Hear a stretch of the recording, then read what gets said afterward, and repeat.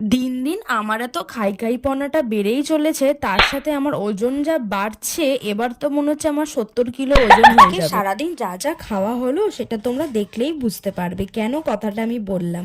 দুপুরবেলায় আজকে রাজ রান্না করেছিল চিকেন কষা। অনেকদিন ধরে ফ্রিজের মধ্যে কটা সলিড পিস ছিল, তো সেইগুলোকেই কষা কষা করা হয়েছে। বিকেলবেলায় কিছু টিফিন করে আমরা বেরিয়ে পড়েছি মাটন নিতে। হ্যাঁ, আজকে অনেক দিন পরে বাড়িতে মাটনের ঝোল হচ্ছে, আর সেটা রাজই বানিয়ে খাওয়াচ্ছে।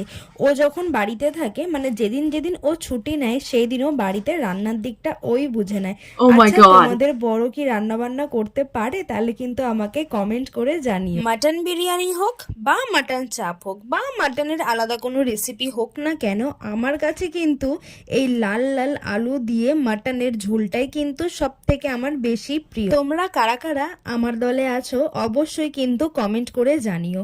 আজকের সারাদিনে চিকেন মাটন খেয়েই কাটিয়ে দিলাম দিনটা, কিন্তু খাওয়া দাওয়া করে বেশ ভালো কাটলো। এখন আমি খাই, তোমাদের সাথে দেখা হচ্ছে আবার কালকে।